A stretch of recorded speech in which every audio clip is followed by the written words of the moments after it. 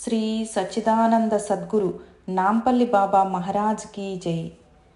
ఒకసారి ముగ్గురు భక్తురాళ్ళు అక్కా చెల్లెళ్ళు శ్రీ సాధుమాత చిపటమమ్మను చాలా సన్నిహితంగా సేవించేవారు. హైదరాబాద్ గౌలిపురాలోని శ్రీ నాంపల్లి బాబా గారిని దర్శించడానికి వెళ్ళారట.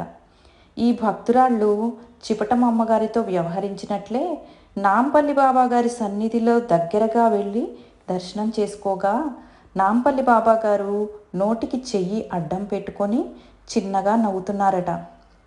అమ్మ ఎప్పుడూ గట్టిగా నవ్వేవారు కాదని, నవ్వవలసి వస్తే నోటికి చెయ్యి అడ్డు పెట్టుకొని చిన్నగా నవ్వేవారని చిపటమ అమ్మ చరిత్ర చదివే భక్తులందరికీ తెలిసిన విషయమే. అంతేకాకుండా శ్రీ నాంపల్లి బాబా గారు రామస్మరణ చేస్తున్నట్లుగా ఈ భక్తురాళ్ళు గమనించారట. దిగంబర దిగంబర శ్రీ నాంపల్లి బాబా దిగంబర.